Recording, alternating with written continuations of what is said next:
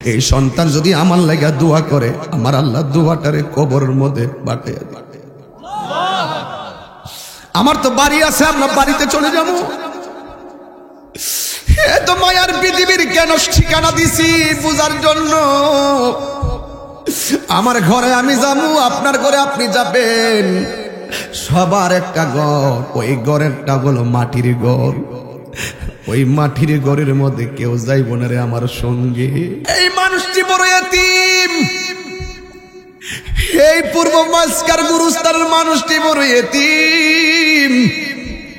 আজকে মফিজ হুজুরে লইয়া যদি গুরুস্থানে যাইয়া কবরটা খুঁজদা বাঁশগুলা ছিঁড়া একটা মুর্দারে জিজ্ঞাসা করে, এই মুর্দার কথা কও, কবরটা কেমন? যদি আল্লাহ তার তৌফিক দিত আমরা কইতো, মফিজ হুজুর এই দুনিয়ার মানুষ বড় সার্থক, এই কবর এমন একটা ডেঞ্জারাস জায়গা, দুনিয়ার কোন মানুষ সহযোগিতার কোন সুযোগ নাই। দিনে রাইতে শুধু আযাব আর আযাব। কষ্টের জন্য কত কান্না করি, কাউরে বলতে পারি না। এই জন্যই তো আমার নবী বলছে, আমি যখন মেরাজে গেলাম জাহান্নামের আগুনের তীব্রতা আমি দেখেছি, কিন্তু আমি দেখে আসছি সবচাইতে ভয়াবহ আযাবের নাম হলো কবরের আযাব। আজরাইলে বলে, আল্লাহ মাটির কান্নার চাইতে তোমার হুকুমটাই আমি আজরাইলের কাছে সবচাইতে বড়। আল্লাহ বলে, আজরাইল এই মাটি দিয়া যত প্রতিনিধি বানাবো, আদম সন্তান কিয়ামত পর্যন্ত যারা হবে এদেরকে দুনিয়াতে পাঠাবো। কুল্লু নাফসিন যায়িকাতুল মাউত। সকল প্রাণী মরণশীল, সবাই মৃত্যুর স্বাদ গ্রহণ করবে, কিন্তু তুমি আজরাইল এই দুনিয়াতে যত প্রাণী যাবে সকল প্রাণীদের রূহ কবজ করার দায়িত্ব আমি আল্লাহ তুমি আজরাইলকে দিয়ে দিলাম। গুরুস্থানের একটু মাটি বাহিনা করে রাখে রে, এখনই তোর আসতে পারে চলে যাওয়ার ডাক। ওরে মন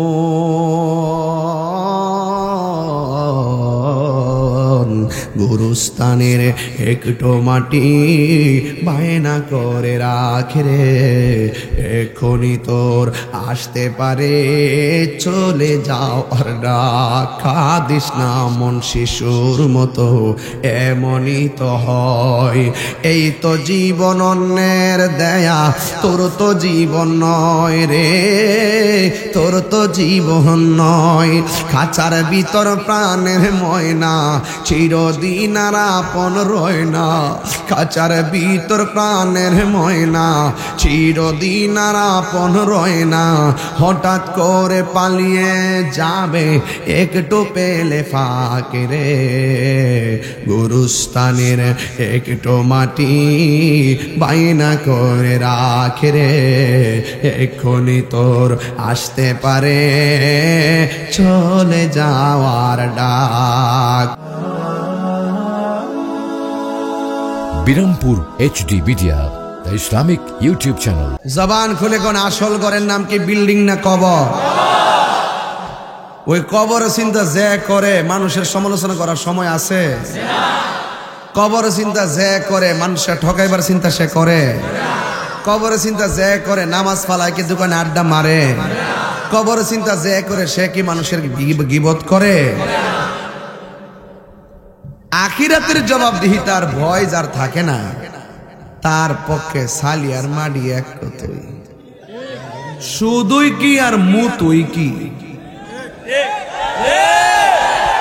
হাতিলা কো হাতিলা বল, হাতিলা বল, ঠিক না?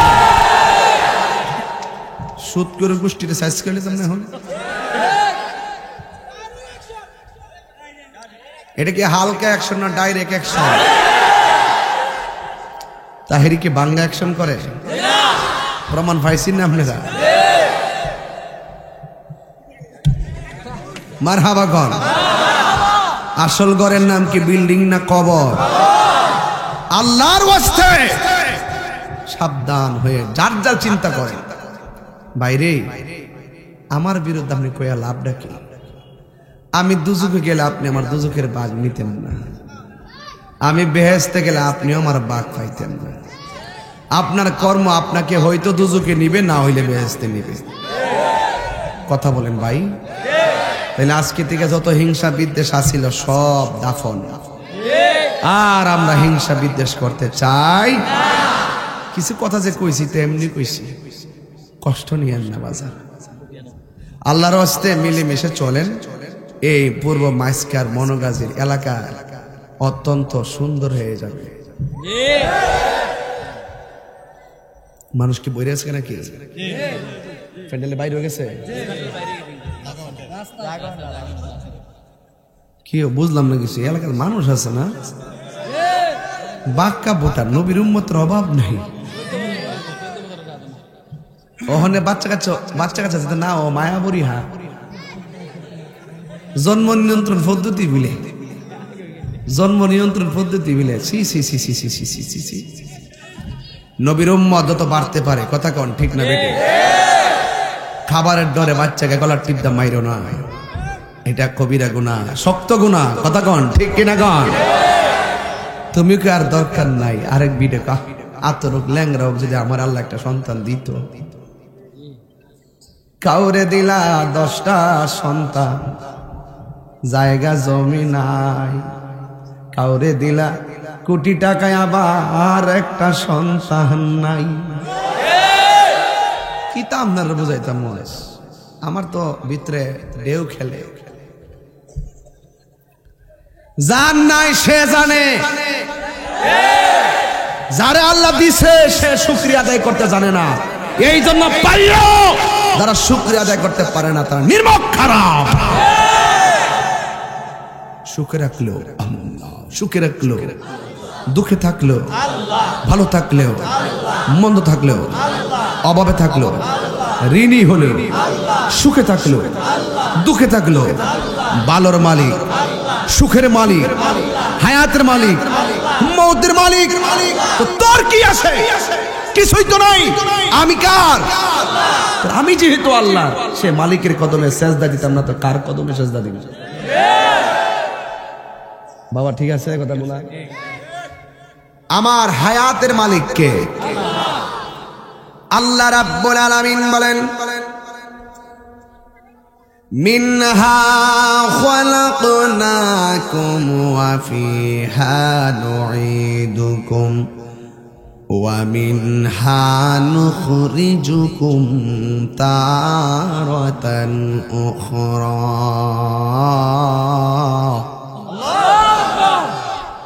পূর্ব মাইস্কার গ্রামে যখন আমি এসেছি,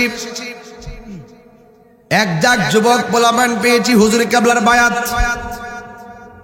গৌসিয়া কমিটির পোলাপান পেয়েছি, যুবক পেয়েছি, মুরব্বী পেয়েছি, 11 বছর 11 শরীফ পালন করার মানুষও পেয়েছি। কিন্তু আমি আসার পরে আমার ছোট্ট ছোট্ট পোলাপান খুদে বক্তর বলতেছে, হুজুর 14টা বছর ধরে অপেক্ষা করতেছি আপনি মাইস্কার গ্রামের মধ্যে আসবেন।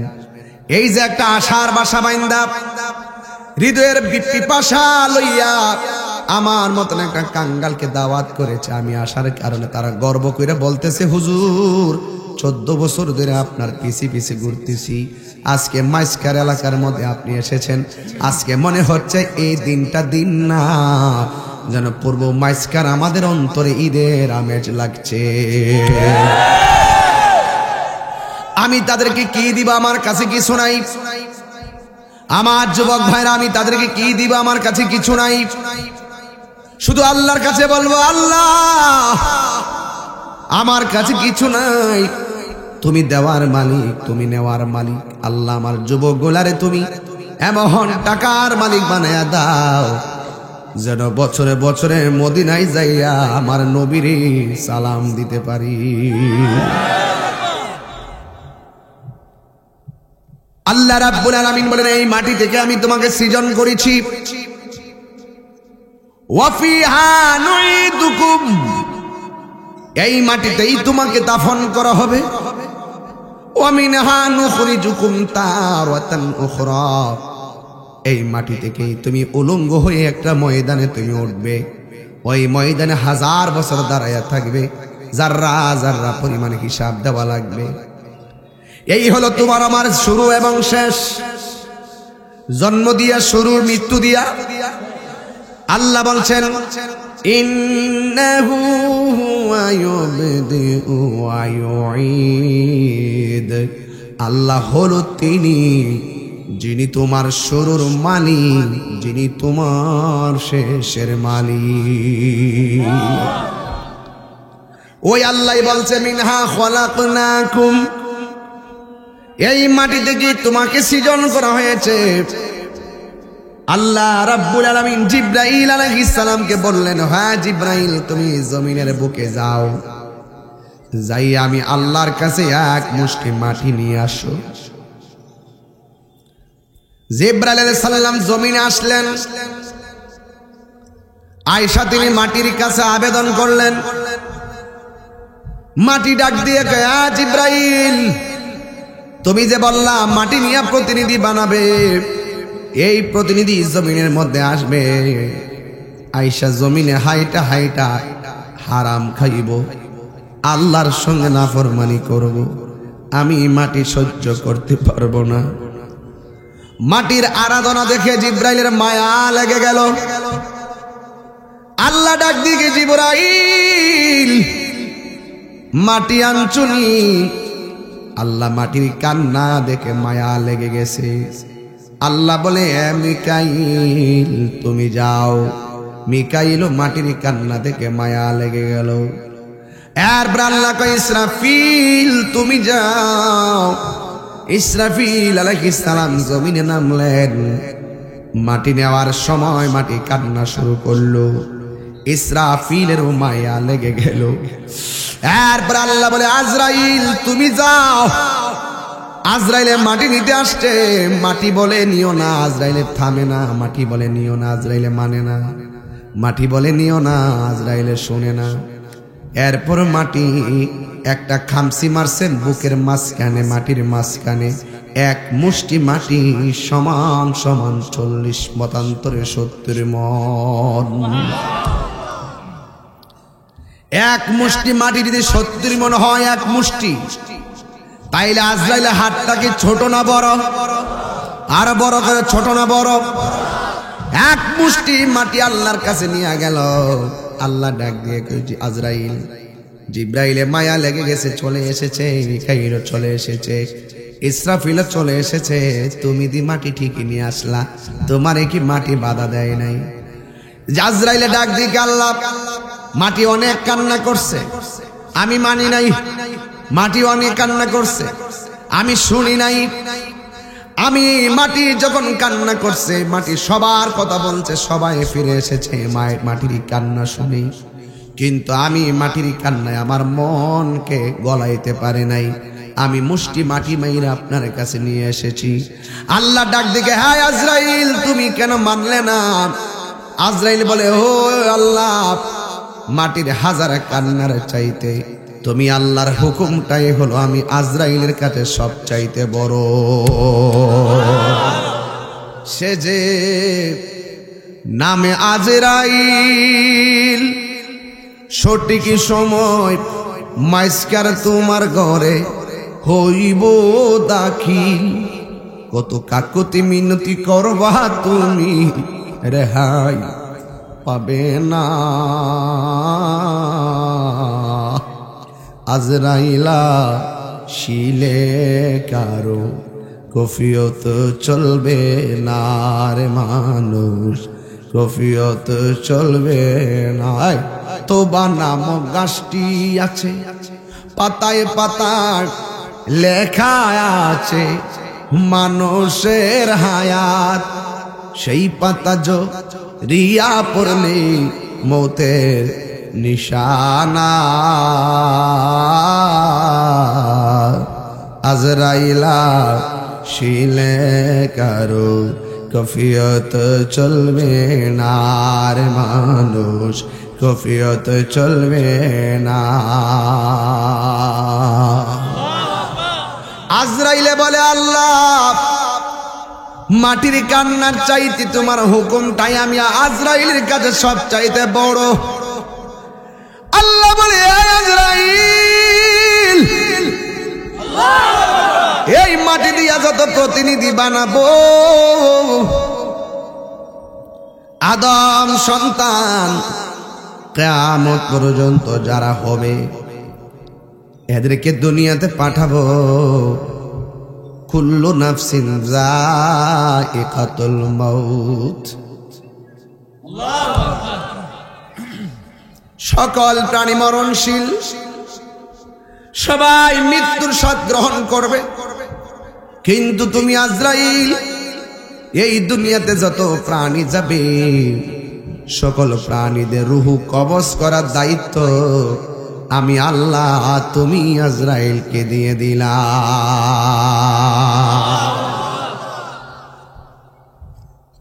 কারণ সন্তানের সামনে মা কাঁদবে, তুমি মাটির কান্না তোমার মনকে গলাইতে পারে নাই। সন্তানের সামনে মা কাঁদবে, তোমার মন গলবে না।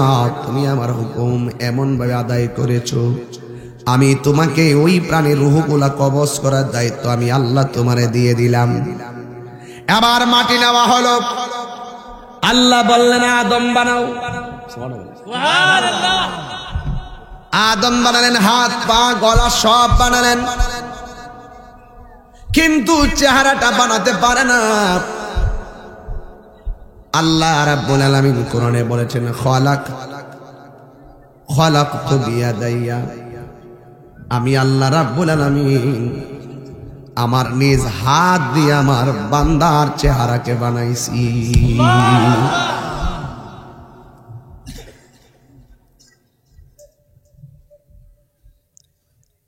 আল্লাহ রাব্বুল আলামিন বান্দা বানাইছে বড় মায়া কইরা। বান্দার ভিতরে আদমের ভিতরে রুহু দিল, রুহু যায় না। যেই মাত্র আমার নবীর নূর মুবারকটা প্রতিস্থাপন করে আদমকে আলোকিত করা হলো, রুহু এবার ভিতরে ঢুকেছে, রুহু বের হয় না। জোরে জোরে কি সুবহানাল্লাহ বলা যাবে না?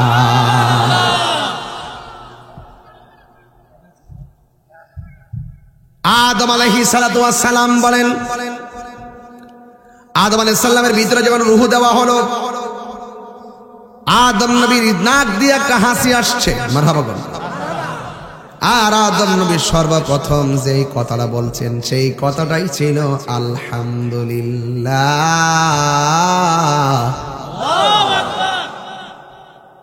আদম আলাইহিস সালামের প্রথম ডায়লগ হলো আলহামদুলিল্লাহ। আলহামদুলিল্লাহ রাব্বিল আলামিন।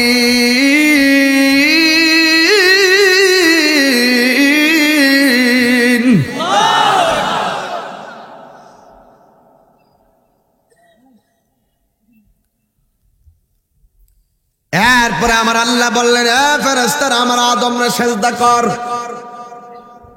আদম সন্তান তো আমরা, এই জন্য গোড়ার থেকে টান দিয়েছি আর কি। অন্তত এই প্রজন্ম এই ইতিহাস জানতে হবে। আর কোন সময় জানবে, পড়বো কোন সময়, জানবো কোন সময়? ওয়াজ শুনলে মনটা হে বেশি। আদম আলাইহিস সালাম বললেন, আল্লাহ ফেরেশতারা আমার পিছনে কি করে? আল্লাহ বললেন, হে আদম, তোমার পিঠের মধ্যে আমার রাহমাতুল লিল আলামিনের নূর মুবারক রাখছি। ওই নূর মুবারক দেখে দেখে তারা আমার নবীর সম্মানে দুরূদ আর সালাম পড়তেছে। ও আল্লাহ, যার জন্য তুমি আমারে বানাইলা সেই নবীর নূর মুবারক তো আমি দেখি না। আমার নবীর নূর মুবারকটা আদম আলাইহিস সালামের কপালের মধ্যে প্রতিস্থাপন করা হলো। আদম আলাইহিস সালাম বলেন, আল্লাহ, চোখের গোড়ায় যদিও নবীর নূর চোখ দিয়ে দেখি না, যেমন কেউ যদি কপালের মধ্যে টিপ করে চোখ দেখি দেখা যায়। আদম আলাইহিস সালাম বলেন, আল্লাহ, তোমার বন্ধুর নূর মুবারক তো আমি দেখি না। এরপরে আদম আলাইহিস সালাম নিজের চোখের সামনে আঙ্গুলগুলো এইভাবে করলেন, সুবহানাল্লাহ। আমার আল্লাহ আদম আলাইহিস সালামের দুইটা নখ আয়না বানাই দিছে, আয়না। আয়নার সামনে দাঁড়ালে যেমন করে চেহারা দেখা যায়, কপাল দেখা যায়, ব্রু দেখা যায়, ঠোঁট দেখা যায়, নাক দেখা যায়, এমন ভাবে আদম আলাইহিস সালাম নিজের দুইটা আঙ্গুল এইভাবে চোখের সামনে করলেন। আমার আল্লাহ আদম নবীর দুইটা আঙ্গুলের নখ মুবারককে আয়না বানায়া দিয়েছে। আর আয়না যখন হয়ে গেছে, আদমের কপালের নূর মুবারকটা আদম আলাইহিস সালামের আঙ্গুলের নখের মধ্যে জলমল জলমল করা শুরু করেছে। এত সুন্দর নবীর নূর। একটু হালকা একটু দিয়ে রাখি, তাহলে সফট হয়ে যাবো আর কি, হালকা এখন হার্ড আর কি। আবার ইয়া করো না, লাগাই দিব বাধ্য, দরকার নেই। আদম আলাইহিস সালাম যখন এইভাবে আঙ্গুল মুবারকটা দেখলেন, দেখার পরে ওই নূর মুবারকটা দেখা নিজের আর সামলায় রাখতে পারে নাই, ওই দুইটা আঙ্গুলের মধ্যে চুমা দিয়া চোখের মধ্যে লাগাইয়া দিছে। দুনিয়ার জমিনে ঘটনাটা যখন সিদ্দিক আকবর অবলোকন করলেন, মসজিদের মধ্যে আজান হয়ে গেল। আজান হওয়ার পরে আশহাদু আন্না মুহাম্মাদাও রাসূলুল্লাহ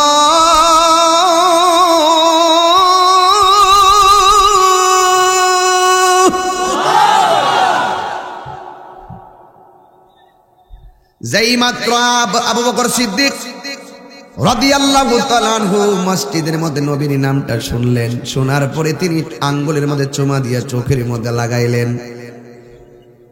আমার নবী ডাক দিয়ে, আবু বকর তুমি এমন ভাবে চুমা দিয়া কেন চোখের মধ্যে লাগাইলা? নবী গো, আপনার নাম আজানে শুনেছি তাই চুমা দিয়ে আমি চোখের মধ্যে লাগাইছি, এছাড়া আমার বাবা আদম চুমা দিয়ে চোখে লাগাইছে। হাদিস শরীফের মধ্যে এসেছে, যারা নবীর নাম শুনে চুমা দিয়ে চোখের মধ্যে মেসেজ করবে, হাসরের ময়দানে আমার নবী ওই লোকদেরকে তালাশ করবে, আলাদা একটা লাইন ধরে দাঁড় করাবে, ওই চুমা দইন্না গুলারে লাইন ধরায়া ধরায়া আল্লাহর জান্নাতে নবী পৌঁছাইয়া দিবে। দলিল ফাইনা, দলিলগুলো বলতে পারতাম, ডাবল হয়ে যাবে, সেই জন্য সময় কম। আমার যুবক ভাইরা, এই জন্য আমরা যে আমলটা করি, আমার বাপ এইভাবে চুমা দিছে, বাপের আসল ফুট যারা বাপের কথা মানে, যারা বাপ মানে না ওরা বিয়াদ্দপ। আমার বাপে চুমা দিছে তাই আমরা চুমা দেই, কথা কোন ঠিক কিনা? আমার নবী আপনার নবী রহমাতুল লিল আলামিন নূর মুবারক আদম নবীর কফল মুবারকে ওই মুহূর্তে আমার আল্লাহ ডাক দিয়ে, ওয়া ইয কুলনা লিল মালাইকাতি ইসজুদু লি আদম ফাসাজাদু ইল্লা ইবলিস।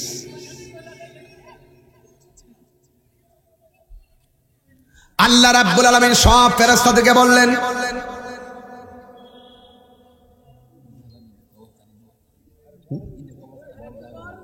ভাই এটা গুরুস্থান মনে হয়, আল্লাহ রাস্তায় গুরুস্থানে পবিত্রতা রক্ষা করেন, জুতা মোতা দিয়া উপরে ট্যাগ করেন না, জুতার ভিতরে অনেক সমস্যা থাকতে পারে, পবিত্রতা রক্ষা করেন আল্লাহর রাস্তা।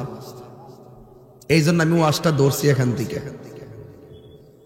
আসলাম কোথায় থেকে, কোথায় ছিলাম, কোথায় আসলাম, কোথায় যাব, ওই ছিলাম যেখানে ওই জায়গার দৌড়ছি, আসছি যেখানে এখানে আসব, যেখানে যাব সময় থাকলে সেখানেও যাব, কিন্তু আপনারা মাঝখান দিয়া আওয়াজ করেন।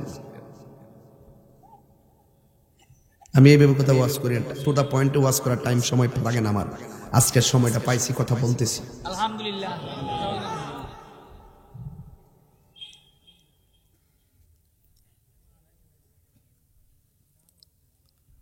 আল্লাহ বললেন, ফেরেশতারা তোমরা আদমকে সেজদা করো। সুবহানাল্লাহ। সেজদা করতে বলছে কারে? ফেরেশতারা কাকে সেজদা করতে বলছে? অর্ডার করছে কেডায়? আল্লাহ বলছেন, হে ফেরেশতারা তোমরা আদমকে সেজদা করো। ফাসা জাদু, কেউ দেরি করছে না, সাথে সাথে ফাসে, দেরি নাই, সাথে সাথে। ওই যে আমরা যে জানাজার পরে দোয়া করি, ইদা সাল্লাই তোমার আলমাইতে ফাখলিসু লাহু দুআ, ওই যে ফার অর্থ জানে না এরা, মনে করে শর্ত আজকে যা যা হইলে 3 দিন পরে যা খেয়ে দিঘার যাইলাম না, ভাত দিতে বুঝতো না বলা। আল্লাহ বলছে সেজদা করো, ফাসাজাদু, সব সেজদা করছে ইল্লা ইবলিস, ইবলিসটা সেজদা করছে না। আবার প্রত্যাখ্যান করছে। আল্লাহ বলছে করো, হ্যাঁ ঠাস করে করতাম না, এখানে সীমাবদ্ধ না, ওয়াস্তাকবারা, আবার অহংকার করছে। কি আমার বানাইছো আগুন দিয়া আর আদমের বানাইছো মাটি দিয়া, আমার ধর্ম উপরে উঠা, আদমের ধর্ম ফায়ের তোলে থাকে, নাউজুবিল্লাহ। আমি কি লেগে আদমরে সেজদা করবো? আমি পারতাম না। আমার আল্লাহ হুকুম করলেন সেজদা করো। আদম আলাইহিস সালামকে সবাই সেজদা করলো, কিন্তু ইবলিস আদম নবীকে সেজদা করে নাই। সেজদা না কইরা অহংকার করছে। শুধুমাত্র তাই নয়, আল্লাহর অর্ডারটা প্রত্যাখ্যান করেছে। এই জন্য যুবক ভাইয়েরা আমার মুরব্বী বাবারা, আল্লাহ রাব্বুল আলামিনের হুকুম মানলে হয় মুমিন, না মানলে হলো কমিন। এই জন্য যুবক ভাইয়েরা আমার, আল্লাহর বিধান মানার দরকার আছে না নাই? আর জবান খুলে বলুন আছে না নাই? সবাই সেজদা করলো আদমকে, আর সেজদা করে না ইবলিস।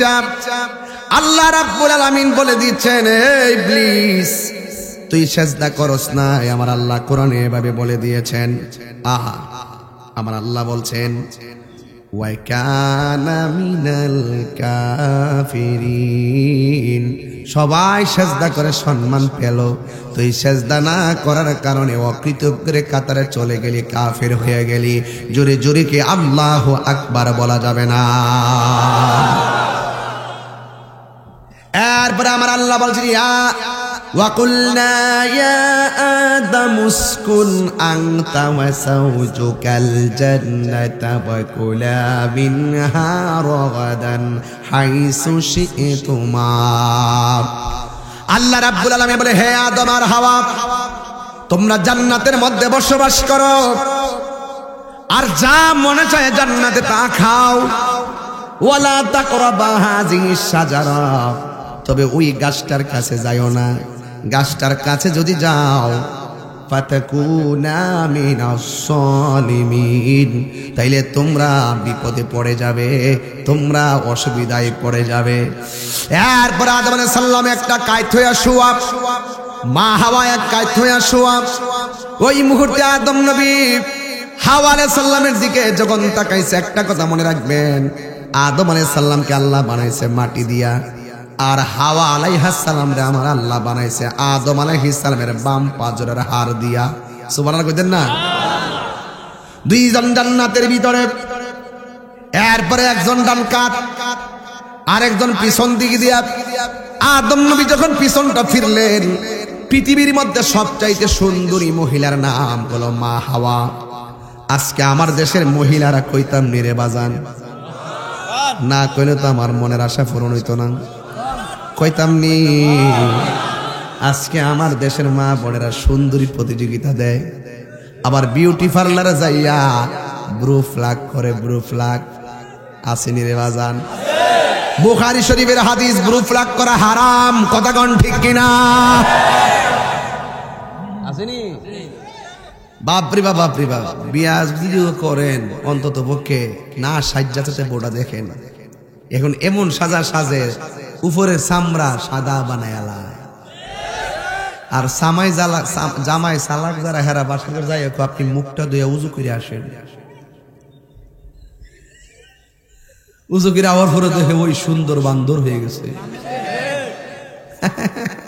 উপরের প্রসাদনী সব পানির সাথে ভেসে গেছে, আর তাইনে বাসর ঘরে ফেসে গেছে।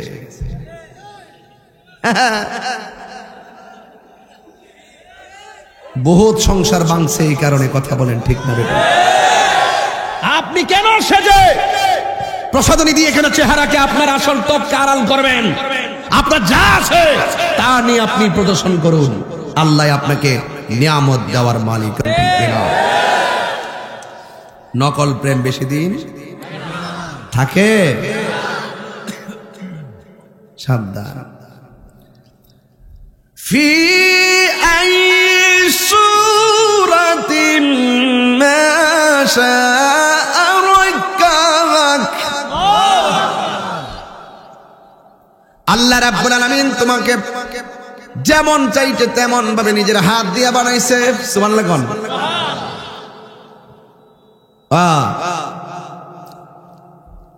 আমার আল্লাহ কুদরতি হাত দিয়ে বানাইছে। বলছে তোমরা জান্নাতে বাস করো। আদম নবী হাওয়া আলাইহিস সালামের চেহারা দেখতে চাইছে, দইরা বলাইতো। আল্লাহ বলে খবরদার, ধরা যাবে না। যদি ধরতে চাও মহরানা আদায় করা লাগবে। আল্লাহ মহরানা দিমু কোথায় থেকে? আমার বন্ধু নবীর উপরে 10 বার দুরূদ শরীফ পড়ো, মহরানা আদায় হয়ে যাবে।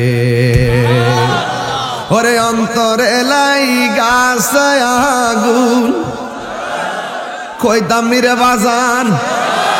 ওরে অন্তরে লাইগাছে আগুন, পানি দিলে নিবে না, জ্বালা জোরায় না,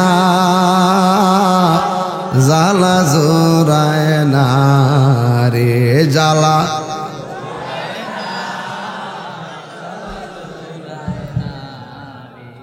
প্রথম আইসি তো বাউ পাইতাছি না আর কি। আজকে আমিও সারাটা লাগাই দিয়ে যাই, এরপর একটা পর হইবনি। কথা কন ঠিক না বেটি? অন্তরে লাইগাছে আগুন মানে কি চুলার আগুন? কিসের আগুন? প্রেমের আগুন। কিসের আগুন? বনের আগুন পানি দিলে নিবে, প্রেমের আগুন কি পানিতে ডুব দিলে নিবে? ওরে অন্তরে লাইগাছে আগুন, পানি দিলে নিবে না, জ্বালা জোরায় না, যার জ্বালা চিনি রে বাবা।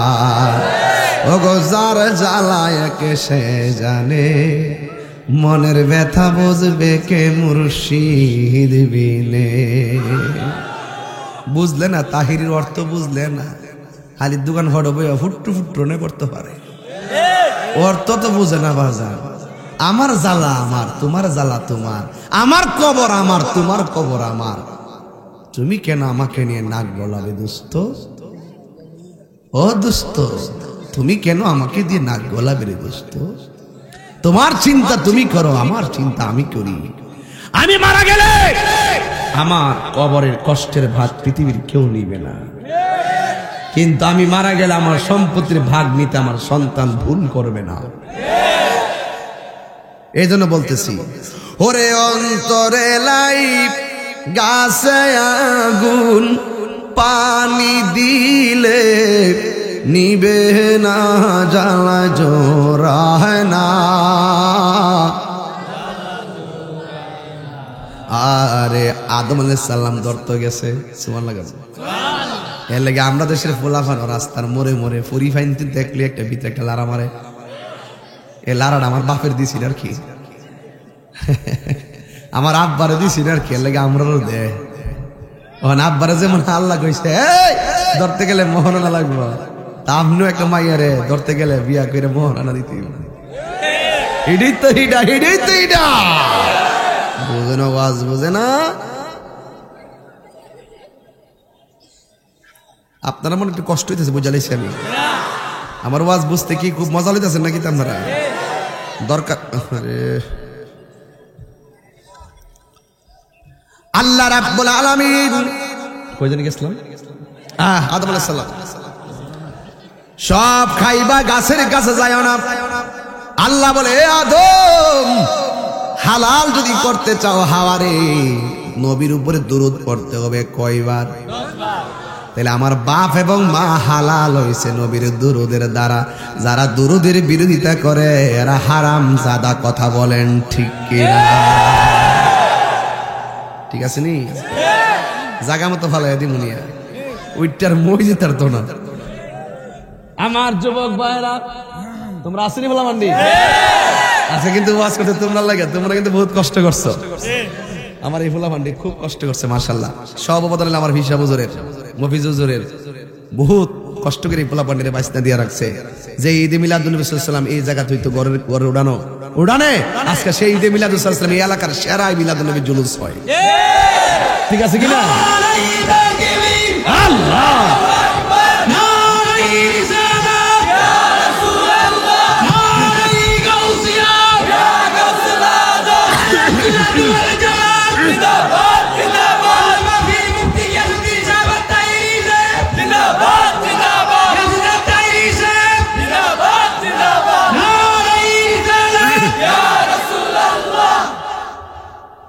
খুশি না বেজার?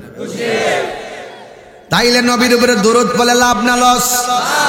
ইন্না দুআ মাওকুফুন বাইনা সামাই ওয়াল আরদ লা ইয়াসআদু মিনহু শাই হাত্তা তুসাল্লি আলান নবী সাল্লাল্লাহু আলাইহি ওয়াসাল্লাম। সব দোয়া আসমান এবং জমিনের মাঝখানে ঝুলন্ত অবস্থায় থাকে, এমন কোন শক্তি নাই দোয়াটা আল্লাহ পর্যন্ত পৌঁছাবে।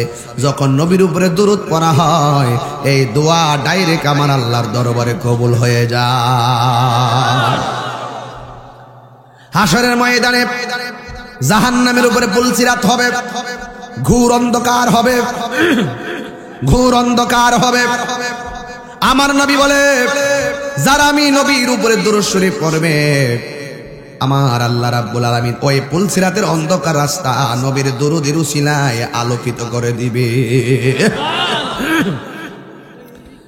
এই জন্য আল্লাহ কোরআনে বলেছেন ইন্নাল্লাহা ওয়া মালাইকাতাহু ইউসাল্লুনা আলান নবী ইয়া আইয়ুহাল্লাযীনা আমানু সাল্লু আলাইহি ওয়া সাল্লিমু তাসলিমা।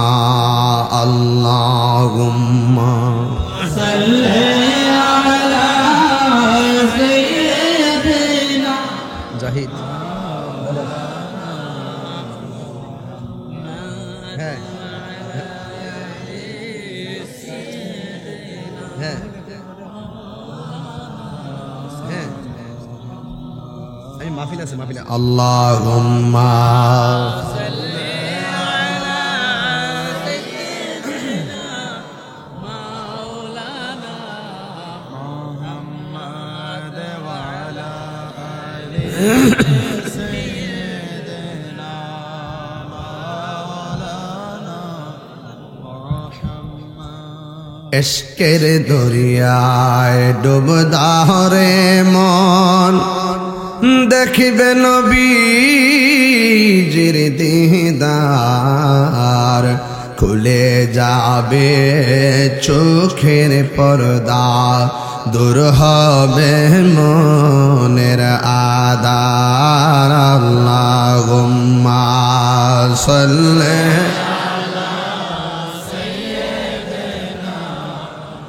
মৌলানা মুহাম্মদ ওয়া আলা আলি সাইয়্যিদিনা।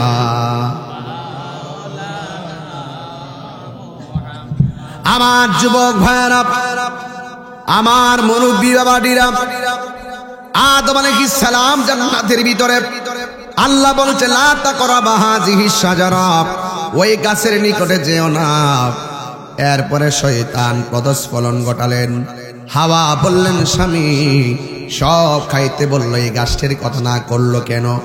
আদম আলাইহিস সালাম বললেন আল্লাহর বিধান অমান্য করা যাবে না, আল্লাহর হুকুম তামিল করতে হবে। এই দিক দিয়ে শয়তান ইন্ধন দিল, হাওয়া কেন না করছে জানোনি? এই গাছের ফল খাইলে আজীবন তোমরা জান্নাতি হয়ে যাবে, আল্লাহ তোমাদেরকে নিয়ামতের জান্নাত থেকে বের করে দিবে, এই জন্য তোমাদেরকে গাছের ফল খাইতে নিষেধ করেছে। এই ফল খাইলে তোমরা আজীবন জান্নাতি হবে। তুমি কি চাও না আজীবন তোমরা জান্নাতি হও? অবশ্যই চাই বলে আদম আলাইহিস সালাম রে বললেন স্বামী এই ফলটা খাওয়াই লাগবে। স্বামী বলে না না, আল্লাহর বিধান অমান্য করা যাবে না। ভাই আপনি কি চান না আমরা দুইজন জান্নাতে আজীবন থাকি? এরপরে হাওয়া আলাইহিস সালামের মনের তুষ্টির জন্য শেষ পর্যন্ত গাছের নিকটে গেল, ফল মুখের মধ্যে দিল, আস্তে আস্তে জান্নাতের ড্রেসগুলো পরে যাইতে শুরু করলো। কিন্তু আদম আলাইহিস সালাম এই দৃশ্য দেখা দিলেন, একটু পিছনে ঘটলেন, কিন্তু ওই ফলটা পিছন পিছন যাচ্ছে। আদম আলাইহিস সালাম মুখের মধ্যে দিয়েছিল, কিন্তু কন্ট্রোলারিতে যাওয়ার পরে তিনি এইভাবে চাপটা ধরছিলেন।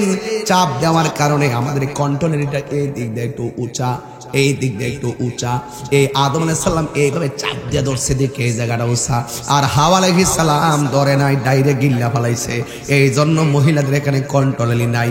এই জন্য পুরুষে কিছু কথা দইরা রাখতে পারে, মহিলার কাছে কথা বললে দইরা রাখতে পারে না, আর একজনের কাছে বইলা দেয়।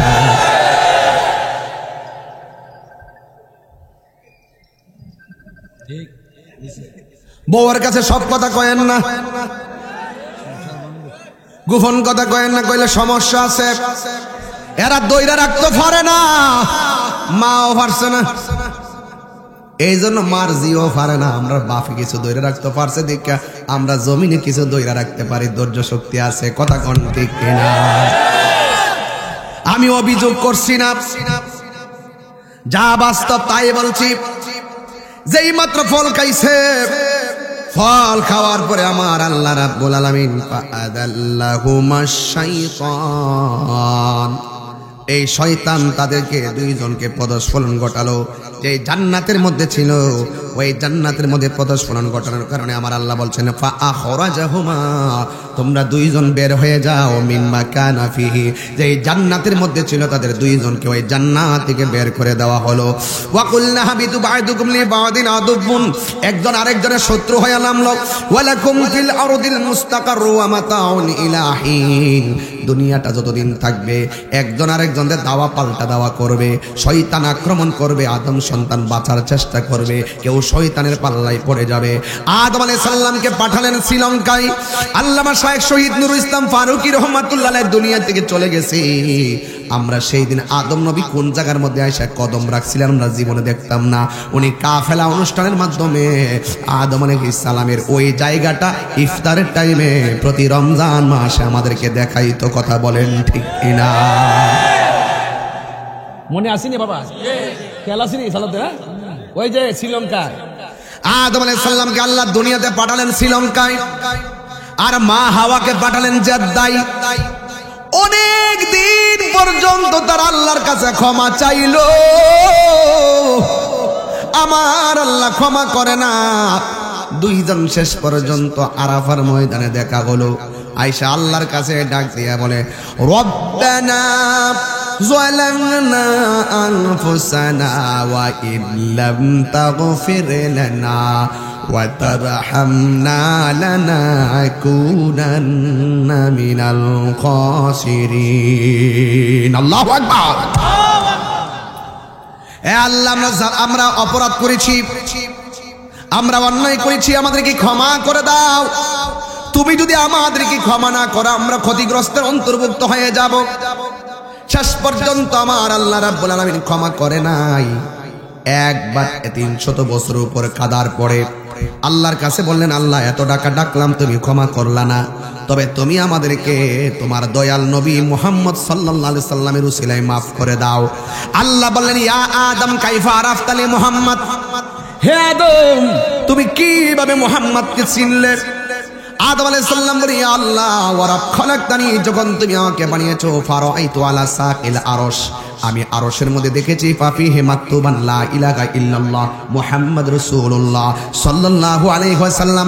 যখন তুমি আমারে বানাইছলা, আমি যখন আরশে আজিমের দিকে তাকাইছি, আমি তাকায় দেখলাম আরশে আজিমের চৌকাঠে তোমার পাশে তোমার বন্ধুর নাম লেখা, যার নামটা তোমার নামের পাশে, নিশ্চয়ই তিনি তো তোমার হাবিবুল্লাহ, তার প্রতি তো তোমার ভালোবাসা, ওই নামের উসিলায় তুমি আমারে মাফ করে দাও।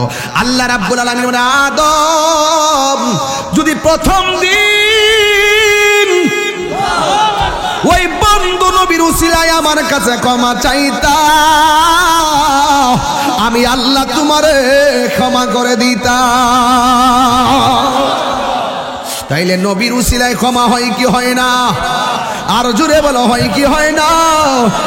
আমার বাপে কয় আমি দেখছি আরো সাজিবে তোমার নামের পাশে বন্ধুর নাম বাংলাদেশের খাট মোল্লা আর মুখোশধারী ঘুমটাওয়ালা মৌলবীরা কয়, টিকটক মৌলবীরা কয় কালিমার পাশে আল্লাহ নামের পাশে নবীর নাম লেখলে নাকি শিরিক হইয়া যাইব গা। বাফে কয় আমি দেখছি আর সাজিমা তোমার নামের পাশে নবীর নাম, আর সাজিমা চৌকাটে আল্লাহ নামের পাশে নবীর নাম, জান্নাতের গেইটে গেইটে আল্লাহ নামের পাশে নবীর নাম, তোবা নামক গাছে গাছের পাতায় পাতায় আল্লাহ নামের পাশে আমার নবীর নাম, হুরের চোখের মনির মধ্যে এক চোখে আল্লাহর নাম আর এক পাশে নবীর নাম, যে তাই আল্লাহ সে তাই রাসূল। আল্লাহ হলো রাব্বুল আলামিন, আমার নবী হলো রাহমাতাল লিল আলামিন।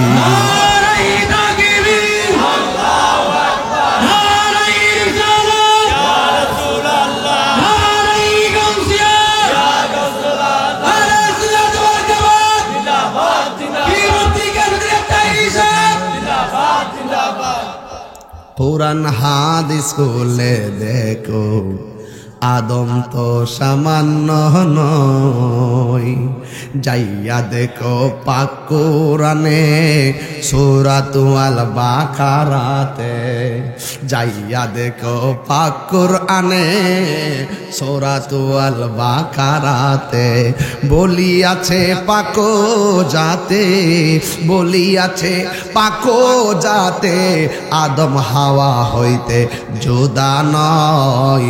কোরআন হাদিস খুলে দেখো আদম তো সামান্য নয়, যাইয়া দেখো পাক কোরআনে সূরাতুল মায়েদাতে বলিয়াছে পাকো যাতে, বলিয়াছে পাকো যাতে রাসূল খোদা হইতে জুদা নয়।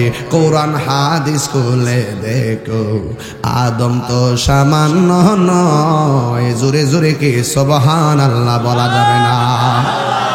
শুরু হইয়া গেল পৃথিবী পৃথিবী পৃথিবী, বান্দা চলবে মাটির বিছানা বানাইছে, দিনে চলবে ওয়াজআলনান নাহারা মাশা, দিনে চলবে আল্লাহ সূর্য লাগাইছে, রাতের বেলাকে আল্লাহ ওয়াজআলনাল লাইলা লিবাসা, রাত বানাইছে আল্লাহ বিশ্রামের জন্য। আমার আল্লাহ ওই আকাশে চাঁদ লাগাইলো, সূর্য লাগাইলো, তারকা লাগাইলো। আজকে প্যান্ডেলটা বানাইলেন, কতগুলা খুঁটির ব্যবহার করলেন। আল্লাহ বান্দাই একটা ফাঁকা জায়গার মধ্যে নির্ভেজাল চলবে, কোনো কুসুট খাবে না। এই আসমানটা বানাইছে আমার আল্লাহ, একটা খুঁটিরও ব্যবহার করে নাই। আল্লাযী خلق سبع سماوات طباقا, আমার আল্লাহ 7টা স্তরে আসমান বানাইলেন, যা বানাইলেন সব প্রেম দিয়া বানাইলেন। ওয়া হুয়াল গফুরুল ওয়াদুদ, আমার আল্লাহ দুনিয়ার জমিনে বান্দা পাঠাইছে, গুনাহ করলে আল্লাহ ক্ষমা করবেন, এই জন্য আল্লাহ গাফফার। কথা বলেন ঠিক কিনা? আমার আল্লাহ দুনিয়াতে বান্দা পাঠাইবো, একজন আরেকজনের প্রতি ভালোবাসা দিবে, এই জন্যই তো মালিকে প্রেমময়। বান্দা বান্দার প্রতি ভালোবাসা আর প্রেম হওয়ার আগে আল্লাহ বান্দার সঙ্গে প্রেম করেছেন। কথা বলেন ঠিক কিনা? এই আল্লাহ দুনিয়াতে মানুষ পাঠাইলে, এত সুন্দর পৃথিবী, এই পৃথিবীতে আমরা সবাই আসলাম, কেউ আগে চলে যাব, কেউ পরে চলে যাব, কিন্তু আমরা আদম আলাইহিস সালাম থেকে এই পর্যন্ত যারা আসলাম, আমরা আদম সন্তান। আদম সন্তান আদম নবীর আমল থেকে যারা কবরে চলে গেছে, এরা এখনো পর্যন্ত ওই কবরে আছে না নাই? আর এখন পর্যন্ত আজকে যদি কেউ মারা যায়, 1400 বছর পর যদি আসে, আপনার কথা মানুষে ভুলে যাবে, আপনার কবরটার কথা ভুলে যাবে, কত পরিবর্তন হবে। কেউ আপনার খবর নিবে না, কেমনে থাকবে অন্ধকার কবরে।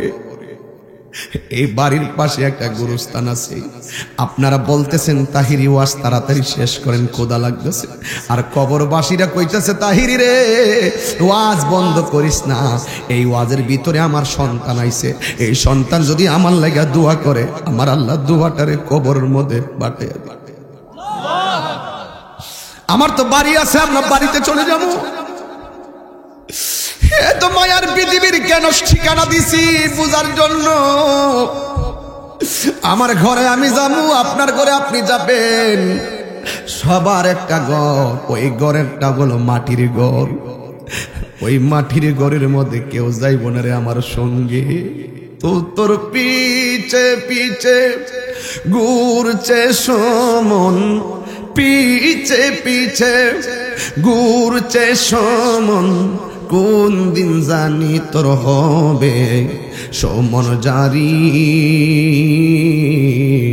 দেখ না মন ঝাঁক মারিয়ে দুনিয়াদারি।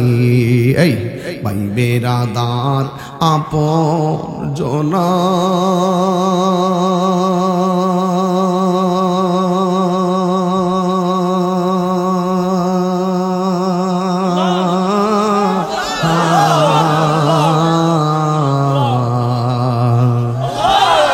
সঙ্গে তোমার কেউ যাবে না।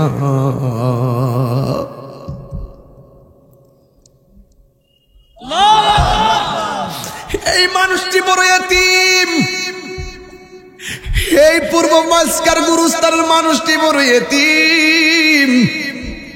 আজকে মফিজ হুজুরে লইয়া যদি গুরুস্থানে যাইয়া কবরটা খুঁজদা বাঁশগুলা ছিঁড়া একটা মুর্দারে জিজ্ঞাসা করে, এই মুর্দার কথা কও, কবরটা কেমন? যদি আল্লাহ তার তৌফিক দিত আমরা কইতো, মফিজ হুজুর এই দুনিয়ার মানুষ বড় স্বার্থপর, এই কবর এমন একটা ডেঞ্জারাস জায়গা, দুনিয়ার কোনো মানুষ সহযোগিতার কোনো সুযোগ নাই। দিনে রাইতে শুধু আযাব আর আযাব, কষ্টের জন্য কত কান্না করি কাউরে বলতে পারি না। এই জন্যই তো আমার নবী বলছে, আমি যখন মেরাজে গেলাম জাহান্নামের আগুনের তীব্রতা আমি দেখেছি, কিন্তু আমি দেখে আসছি সবচাইতে ভয়াবহ আযাবের নাম হলো কবরের আযাব। জোরে জোরে কি আল্লাহু আকবার বলা যাবে না?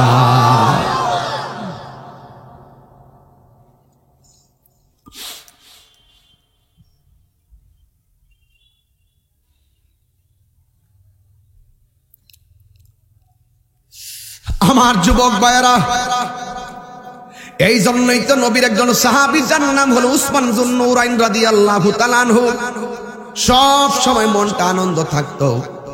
গুরুস্থানে গেলে চোখের পানি ফালায়া কাঁদতো।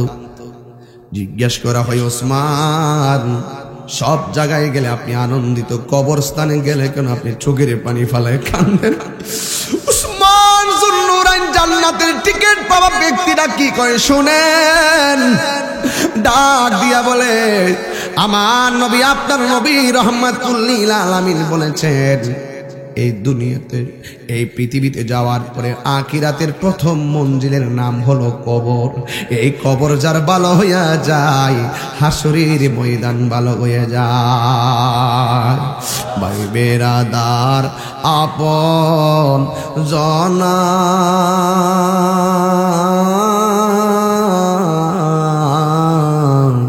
সঙ্গে তোমার কেউ যাবে না। ভাই বেরাদার আপন জনা,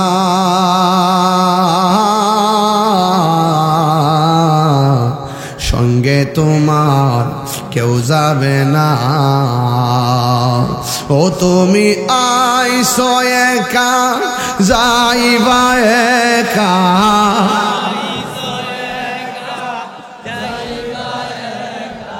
সঙ্গে তোমার কেউ যাবে না। দেখ না মন ঝাঁক মারিয়ে দুনিয়াদারি। লোকটা মারা গেল, জোরে বলে লোকটা কি হলো?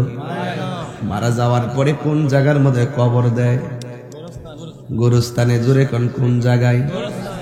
গুরুস্থানের একটু মাটি বাহিনা করে রাখে রে, এখনই তোর আসতে পারে চলে যাওয়ার ডাক। ওরে মন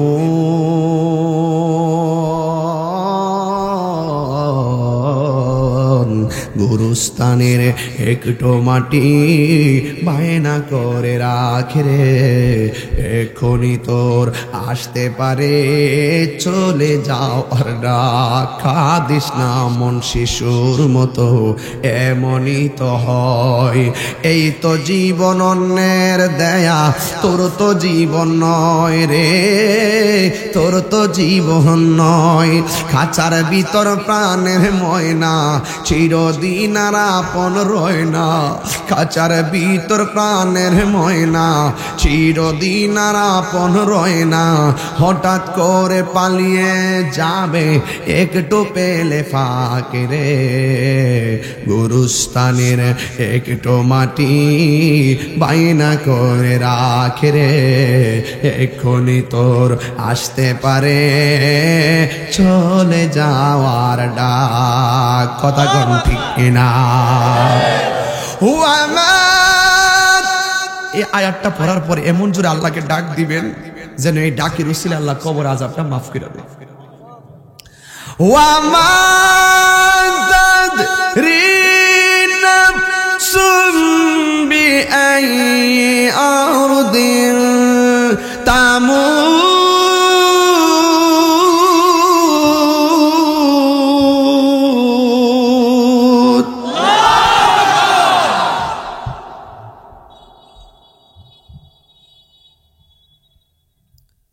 যেখানে আপনার মরণ লেখা আছে সেখানেই মরণ হবে। কেউ বলে তোর ছেলেটারে সৌদি আরব না পাঠাইলে মারা যেত না, ভুল কথা। কেউ বলে তোর সন্তানটারে ঘরে আটকাই রাখলে পানিতে পরে মারা যেত না, ভুল কথা। মরণ তোমার লেখা আছে সৌদি আরবে, মরণ তোমার টাইনা সৌদি আরবে লইয়া গেছে, পাসপোর্ট লাগাইছে, ভিসা লাগাইছে, বিল্ডিং এর উপরে তুলাইছে, নিচে ফালাইয়া মারাইছে। তোমার মরণ লেখা আছে এইভাবে, আমার আল্লাহ তোমাকে এইভাবে মরণ দিবে। কথা কোন ঠিক কিনা? হ্যাঁ, ইমানদারের কাছে আজরাইল আসলে কি সুন্দর ব্যবহার করবে জানেন? মাথার পাশে বৈশা আঙ্গুল দিয়ে আশ্রয় দিবে, চোখের মধ্যে ঘুম ঘুম ভাব আসবে। এবার কানের কাছে আজরাইলে মুখটা লাগাইয়া কইবা, ও আল্লাহর বান্দা, আল্লাহ পাঠাইছে, তোমার রূহটা এখন নেওয়ার সময় হয়ে গেছে, তুমি কি রেডি?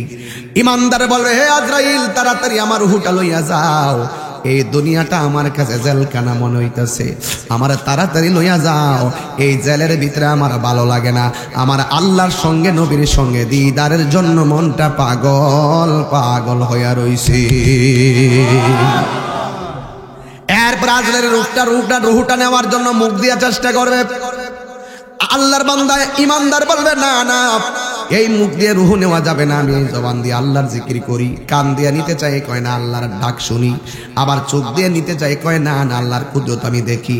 আল্লাহর আজরাইল ডাক দিয়া বলে, আল্লাহ, তোমার বান্দা মুখ দিয়া রুহ নিতে দেই না, কান দিয়া রুহ নিতে দেই না, চোখ দিয়া রুহ নিতে দেই না, কোন দিক দিয়ে রুহটা নিমু? আমার আল্লাহ ডাক দিয়ে বলে, আজরাইল, তোমার হাতের তালুর মধ্যে আমি আল্লাহর নামটা লেখো। আল্লাহর নামটা লিখবে, ওই আমার ইমানদারের চোখের সামনে যাই নামটা ধরো। এবার ইমানদারের চোখের সামনে পূর্ব মাঝখারাই সেইভাবে নামটা ধরবে। ইমানদার যার প্রেমের পাগল, সেই নাম দেখলে তো ফানা হইয়া যায়। ইমানদার আল্লাহর নামটা দেখে আল্লাহর নামের উপরে ফানা হইয়া গেল। এই সুযোগ দিয়ে আজরাইল রুহটারে এমন ভাবে বের করে নিয়ে যাবে, মায়ের স্তন থেকে সন্তান দুধ পান কইরা যেমনে ঘুমাইয়া যায়, সন্তান এমন ভাবে ঘুমাইয়া যাবে যারা পরিমাণ টের পাবে না। কিন্তু মরণ না, মরণ রবিশ, মরণ খবিস, মরণ সহজ, মরণ কঠিন। বেঈমানের সামনে যখন আজরাইল আসবে, তার রগগুলো টাস টাস করে ছিঁড়ে যাবে, হাড্ডিগুলো টাস টাস করে গলে যাবে। এক আল্লাহর বান্দার কাছে আজরাইল আসলো, মৃত্যু হয়ে গেল। মরণ হওয়ার পরে কবর করতে গেল, কবর পুরা শেষ হয়ে গেল। কিন্তু যেই লোকটা মারা গেছে, লোকটা 5 ওয়াক্ত নামাজ পড়ে, লোকটা রোজা রাখে, লোকটা হজ করে। বন্ধুরে আমার, লোকটা আমলের কোনো ত্রুটি নাই, কিন্তু লোকটা মারা যাওয়ার পরে মানুষ যখন কবর করতে গেল, যাওয়ার পরে কবর করা শেষ, কিন্তু দেখে কবরের ভিতর থেকে একটা সাপ বাইরিয়া যায়। কবর কুরাইল্লাটা দৌড়ায় আবার আর একটা কবর কুরে, ওই কবর কুরা শেষ হয়ে গেল, আবার দেখে একটা সাপ বের হয়ে যায়। মানুষ বড় চিন্তায় পড়ে গেল। আল্লাহর বন্ধুর কাছে যাইয়া বলে, ও বন্ধু, এই লোকটা ভালো মানুষ ছিল, লোকটা মারা যাওয়ার পরে কবর পুরা শেষ হয়ে যায়, তাকায় দেখি কবরের ভিতরে শুধুমাত্র সাপ দেখা যায়। এবার আল্লাহর বন্ধু ডাক দিয়ে বলেন, খবরদার, 2টা কবর করছো, 3 নম্বর আর একটা কবর করো। সাপ থাকলেও এই লোকটারে সাপ সহকারী কবরের মধ্যে দাফন করবা, না থাকলেও দাফন করবা। 3য় নম্বর কবরটা করে শেষ হইয়া গেল, কিন্তু সাপ নাই। তার জানাজার নামাজ হলো, কবরে নামাইবার সময় যখন হলো, বন্ধুরে আমার সেই মাত্র কবরের মধ্যে লাশটা নামাইবো, ওই মুহূর্তে দেখে কবরের ভিতরে সাপ ঢুকে গেছে। এই সাপের মধ্যেই লাশটারে ফালাইয়া কোন রকম ভাবে মাটি দিয়ে দৌড়াইয়া চলে আসছে। এত বড় একটা চাঞ্চল্যকর ঘটনা, সবাই বলা বলে শুরু করলো, লোকটা 5 ওয়াক্ত নামাজ পড়ে, কিন্তু লোকটার কবরে কেন সাপ দেখলাম? কারণটা কি? সারা জীবন বাহিরে ভালো মানুষ ছিল, নামাজ পড়তো, রোজা রাখতো, ভালো ব্যবসা করতো, কিন্তু তার মধ্যে কোনো ত্রুটি আছে কিনা একমাত্র তার স্ত্রীরে জানাইলে সব পাওয়া যাবে। কথা বলেন ঠিক কিনা? হাদিস শরীফের মধ্যে এসেছে, স্বামী যদি মারা যায়, স্ত্রী যদি বলে আমার স্বামীটা বড় ভালো মানুষ ছিল, আমার আল্লাহ স্বামীটারে জান্নাত দিয়া দেয়। আর স্ত্রী মারা গেলে স্বামী যদি বলে আমার স্ত্রীর মতন এমন লোক আমি আর কখনো দেখি না, খুব ভালো ছিল, আমার আল্লাহ রাব্বুল আলামিন স্বামীর এই মন্তব্যের কারণে আমার আল্লাহ স্ত্রীটাকে জান্নাত দিয়া দেয়।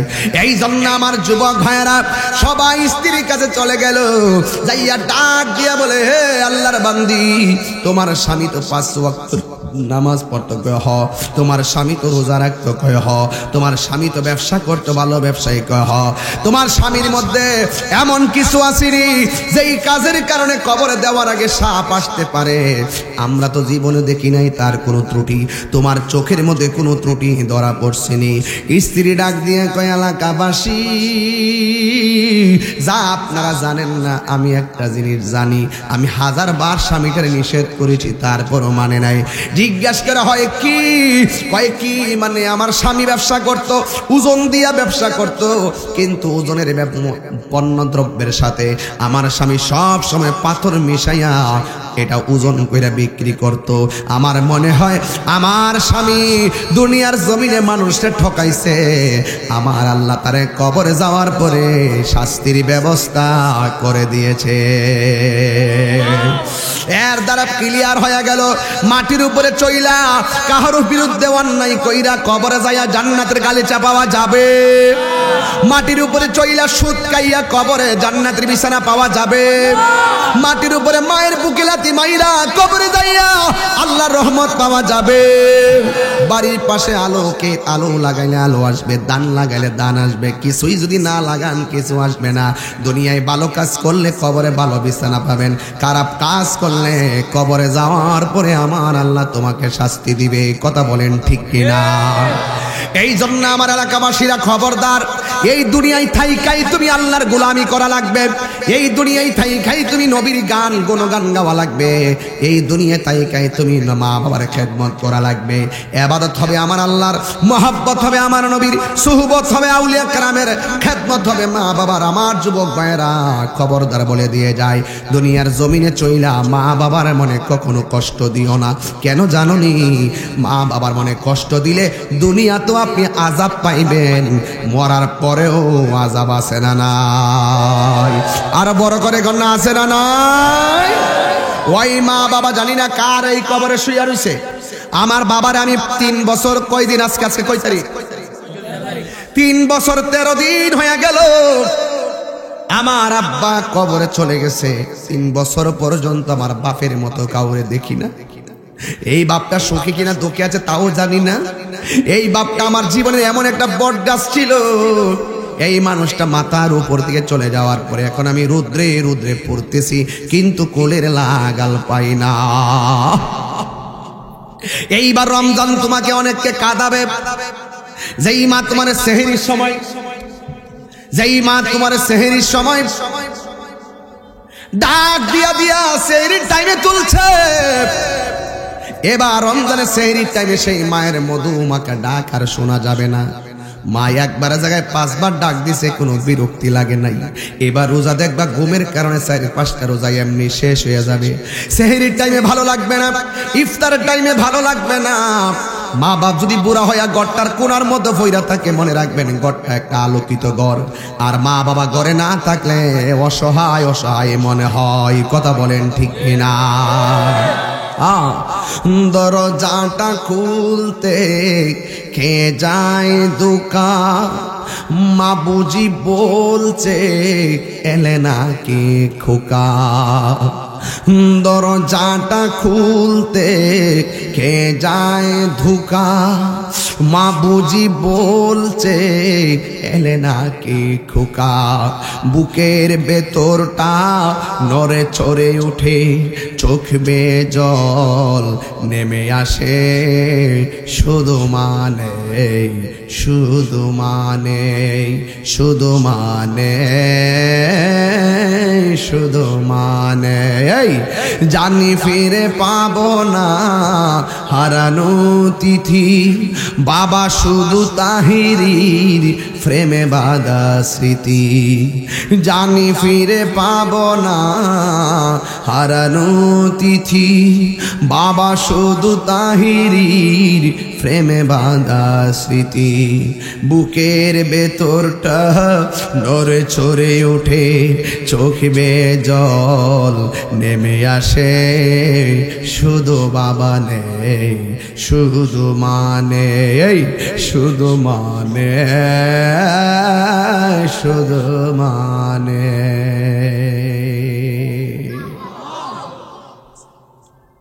পায়ে হাত রেখে বলি, মাটির উপরে মার মনে কষ্ট দিয়া হাসরের মাঠে ভালো কিছু পাওয়া যাবে? মাটির উপরে আল্লাহর সঙ্গে নাফরমানি কইরা কবরে গিয়ে জান্নাতের গালিচা পাওয়া যাবে? পাওয়া যাবে? কারা কারা মায়ের খেদমত চায় একটু হাত তোলেন। নারে তাকবীর, নারে রিসালাত, আহলুস সুন্নাত ওয়াল জামাত। হাত নামান, হাত নামান। কার কার মা নাই হাত তোলেন। দেখছেন নি মাহারা কত পোলা পায়, বাড়িতে গিয়ে মার চেহারা আজকে দেখবেন। হাত নামান। কার কার আমার মতন বাবা নাই হাত তোলেন। দেখেন বাবা হারানো ব্যথার মানুষ অনেক বেশি। আল্লাহ ওই বাবার কবরটাকে আপনি জান্নাত বানিয়ে দেন। বাবা গো বাবা, বাবা গো বাবা, বাবা তুমি কে মোহন আছো ছোট মাটির ঘরে। তোমার কথারি দহে মাঝে পড়ছে বারে বারে। বাবা গো বাবা, বাবা গো বাবা, কত আদর কত স্নেহ তোমার কাছে পেলাম। সব কিছু হারিয়ে আজকে নিঃস্ব হয়ে গেলাম। কত আদর কত স্নেহ তোমার কাছে পেলাম। সব কিছু হারিয়ে আজকে নিঃস্ব হয়ে গেলাম। ভালোবাসি তোমায় বাবা, বুকটা যে যাইছি রে। ভালোবাসি তোমায় বাবা, বুকটা যে যাইছি রে। তোমার কথা হৃদয়ে মাঝে পড়ছে বারে বারে। বাবা গো বাবা, বাবা গো বাবা, বাবা গো বাবা, বাবা গো বাবা। ওই মা বাবার খেদমত আমরা চাই কি চাই না? আরো জোরে বলো, চাই কি চাই না? আমার যুবক ভাইরা আজকে থেকে ওয়াদা করা লাগবে, আমরা সুদ খাবো। আওয়াজটা আসতে হয়েছে, সুদ খাবো। সুদ খাইলে কবরের শাস্তি আছে না নাই? মানুষটা ঠকাইলে কবরের শাস্তি আছে না নাই? সুদখোর, এই সুদখোর কারা কারা সুদ খান হাত তোলেন।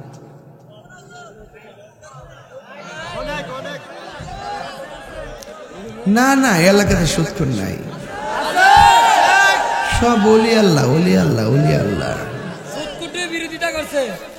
এই সুদখোর, আমগো দেশের ম্যাক্সিমাম মসজিদের সভাপতি সুদখোর। আমাদের এলাকাত না, বহুত জায়গা দেখি আর কি, যেডি সমাজের টেহাওয়ালা ইডিরি সভাপতি বানা। হ্যাঁ কিন্তু নামাজ পড়ে না নিয়মিত, গিরার নিচে ফাউন, গিরার নিচে কাপড় ভিন্দে, বুকের উপরে হাত বান্ধে, পাউডা সরাইয়া ঘাড়ো, সালাম ফিরে এমনি এটার ডাহাত থেকে ডাইক কাইনা, বাপ ডাইক কাইনা মসজিদের সভাপতি বানা। কিরে ধরেন নি টাইলসের টেহাল লাগিয়া। দোষ সুদ কর না, দোষ হলে আমরা। দরকার হয় গাছের তলে নামাজ পড়বো, কিন্তু সুদ করে টাকা মসজিদের কাজে লাগাইতাম না। ঠিক কিনা বলেন? একটা সুদখোর কোটি টাকার মালিক হতে পারে, কিন্তু আল্লাহর ঘর মসজিদের সভাপতি হওয়ার যোগ্যতা তার নয়। পুরা কমিটিটা বানাইবেন এইভাবে, কোন সুদখোর কমিটিতে জায়গা পাবে না। কোন সুদখোর যদি আন্দোলন করে বাস পত্রিকা দিয়ে দিবে, ঠিক আছে কিনা?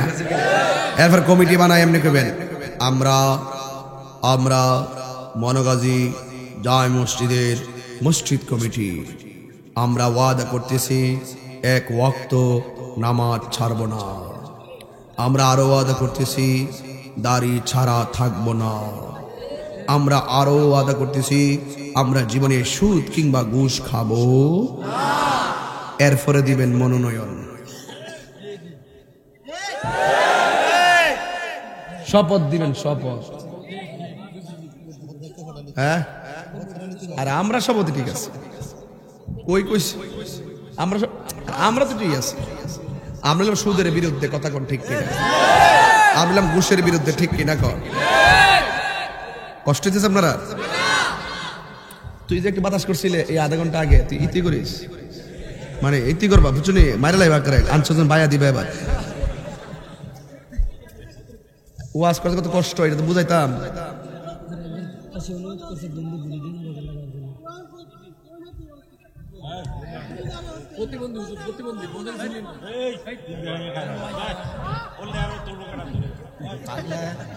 বাবু বসো, হ্যাঁ মাশাআল্লাহ, রাখ রাখ রাখ, আমি বুঝছি। হ্যাঁ তুমি বসো বসো বসো বসো, ওরা ধরে বসাও না। আল্লাহ কবুল করুক, আমিন কর। আমি যে ওয়াজ করছি কোন দলিলের বাইরে কথা কইছি? বেলায় নামাজ করছি, তবে অর্ধেক জায়গায় যায় হার হয়েছি আর কি, বিরতি। আমার অর্ধেক রাস্তা যা হারিয়েছি, মানে আরো করতাম, ঠিক না? তবে আমি প্রথম শুরুতে সময় নষ্ট করছি না, ডাইরেক্ট ওয়াজে ঢুকে গেছি। আমি কিছু আকীদার কথা বইলা গেছি, চুমা দেওয়ার কথা বইলা গেছি, বুঝেন না কেমনে কয়ে গেছি, জায়গা ফালাইতে কয়ে গেছি। লাস্টে একটু প্রথম ওয়াজ করছি আসমানের উপরে, এরপরে আসমানের নিচে, মাঝখানে গড় ঢুকছি। সুদখোর আছে না নাই? কি হবে বেঁচে থেকে, কি হবে বেঁচে থেকে অযথা বিদ্যা শিখে যদি না গড়তে পারি সুদ মুক্ত সমাজটাকে, কথা কন ঠিক কিনা? কি হবে আলেম হয়ে ইমাম সাজে সমাজেতে যদি না হোক কথা উচ্চ সুরে না বলিতে? চাকরি বই করো যদি ছেড়ে দাওই না গদি, কি হবে ধোঁকা দিয়ে আল্লাহকে? কি হবে বেঁচে থেকে অযথা বিদ্যা শিখে যদি না গড়তে পারি মাদক মুক্ত সমাজটাকে, ঠিক কিনা? কি হবে আকাশ ছোঁয়া বিলাসবহুল বাড়ি গাড়ি, না খেয়ে কত মানুষ পরপার দিচ্ছে বাড়ি। আজরাইল আসবে যবে মাটিতে পড়ে রবে, আজরাইল আসবে যবে মাটিতে পড়ে রবে, কোনো কাজে লাগবে না তোর বিল্ডিংটাকে। কি হবে বেঁচে থেকে অযথা বিদ্যা শিখে যদি না গড়তে পারে সুদ মুক্ত সমাজটাকে?